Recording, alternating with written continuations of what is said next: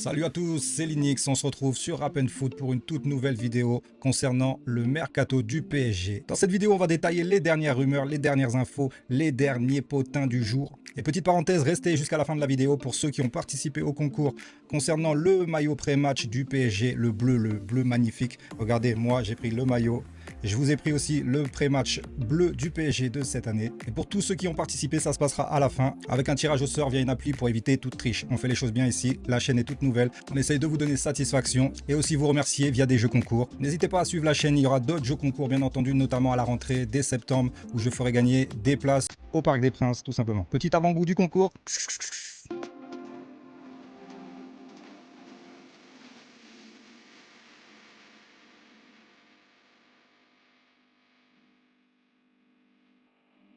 Donc voilà, on revient sur ce mercato du PSG.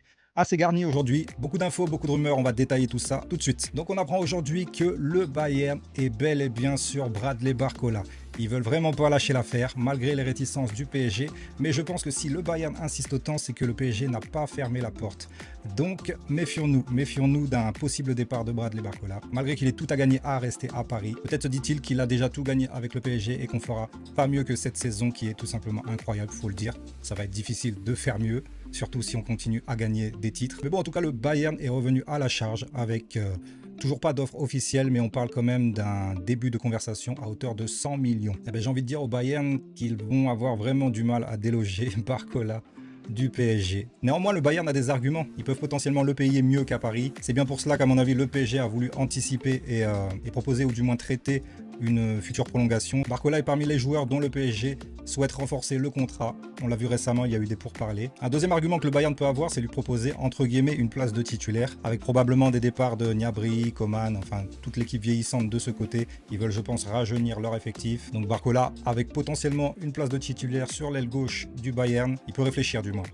C'est pas exclu. Je pense pas que le PSG soit totalement fermé à une opération à plus de 100 millions, parce qu'ils auraient de quoi se retourner et trouver un remplaçant qui ferait aussi bien l'affaire, voire mieux. Barcola, c'est vrai, je l'aime beaucoup ce joueur.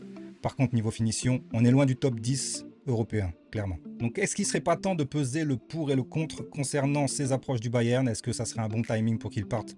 Je ne pense pas ça.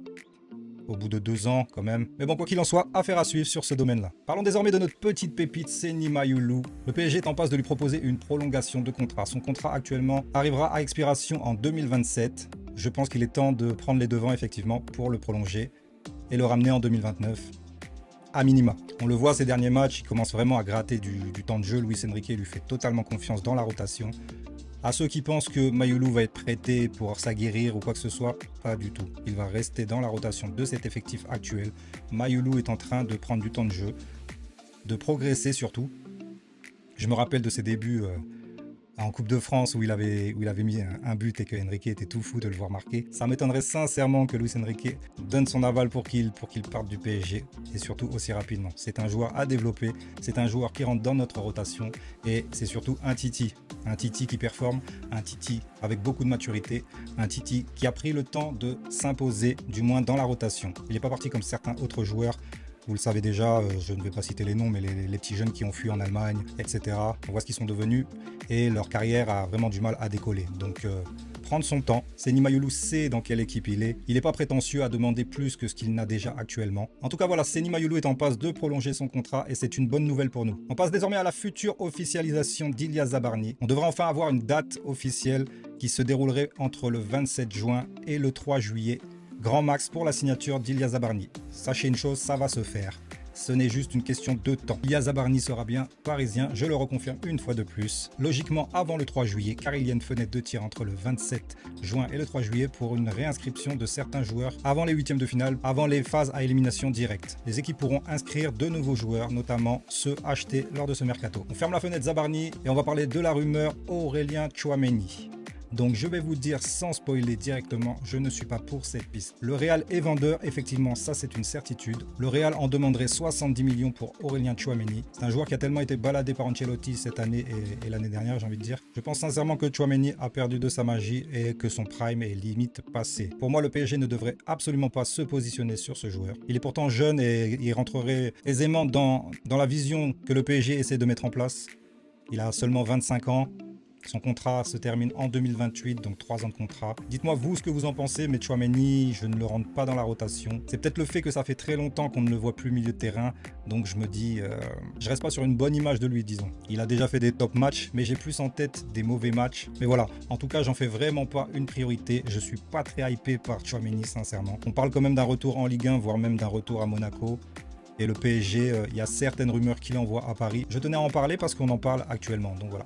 En tout cas, moi, Tchouaméni, c'est non. Prochain dossier, c'est le dossier Jules Koundé. Il y a un gros pressing des médias en ce moment qui ne font que parler d'une potentielle venue de Koundé. Est-ce que c'est un bon choix de mercato? Je dirais oui. Est-ce qu'il est Lucho compatible? Ça, je ne sais pas. En tout cas, Jules Koundé est un joueur polyvalent qui pourrait s'adapter.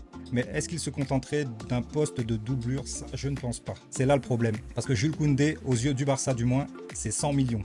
100 millions sur Jules Koundé.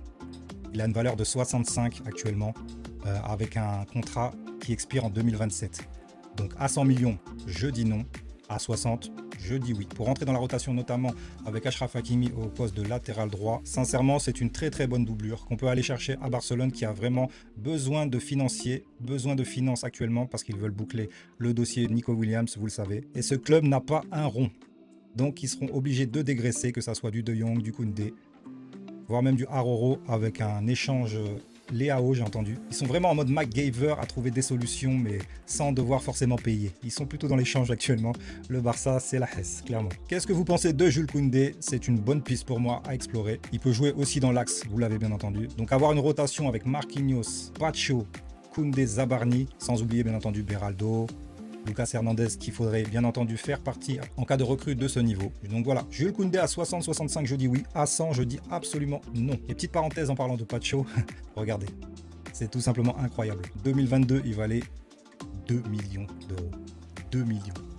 3 ans plus tard, avec le PSG, il en vaut 65. Un quasi x 35.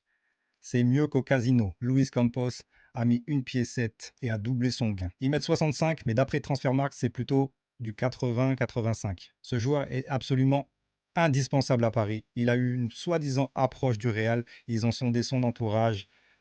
Et ce qui fait plaisir, c'est que Pacho a répondu à un journaliste pendant qu'il était avec sa sélection équatorienne. Il a répondu non, non, il est très heureux à Paris et qu'il ne voit pas du tout son avenir ailleurs. Donc voilà. Bravo Pacho, t'es le boss que tu crois être, clairement. Une autre petite info concernant le match PSG-Botafogo qui se déroulera dans la nuit de jeudi à vendredi. On a le nom de l'arbitre qui va officier sur ce match. Il s'agit de Drew Fisher. Donc voilà, il a été élu meilleur arbitre de MLS. Je pense que ce monsieur va pouvoir se distinguer pendant ce match. Bonne chance à lui et surtout, pas d'erreur. Voilà concernant les infos mercato, les rumeurs du moment actuel de cette semaine. S'il y en a d'autres, bien sûr, il y aura d'autres vidéos pour traiter de ce sujet. Et tout de suite, je vais effectuer le tirage au sort via une appli. Donc, je vous le dis, j'ai choisi les 50 premiers commentaires qui avaient voulu participer à ce concours pour le maillot pré-match bleu du PSG, le dernier que j'ai été chercher à la boutique tout à l'heure. Juste laissez-moi 10 secondes de connecter le téléphone et on va faire le tirage au sort en direct live.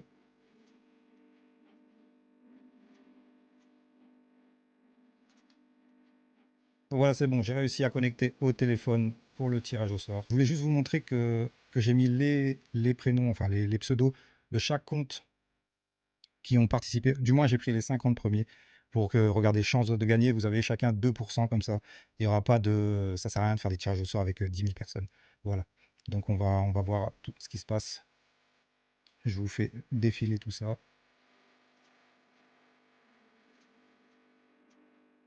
Dites-moi d'ailleurs si vous voyez bien vos pseudos en commentaire.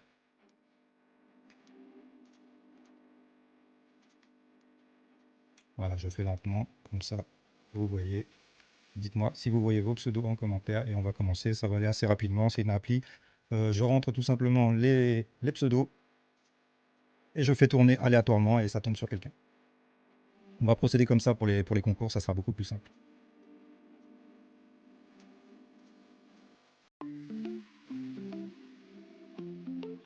Voilà.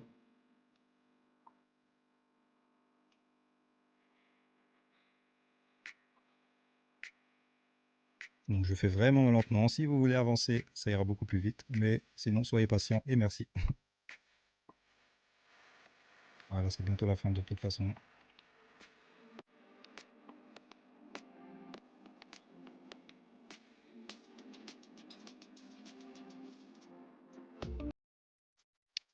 Donc voilà. Voilà la liste. Et je vais procéder au tirage au sort, tout simplement.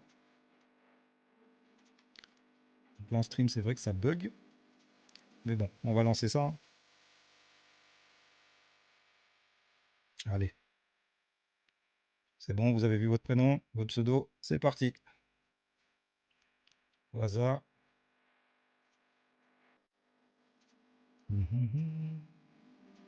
Voilà, on a la gagnante du coup, normalement. Jessica 71. Voilà, voilà. Jessica 71.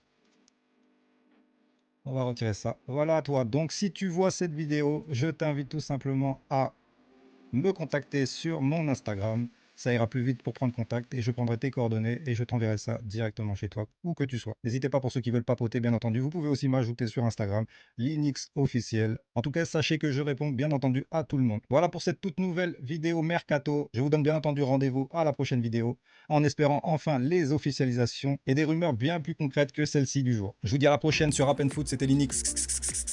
Ciao, ciao, ciao!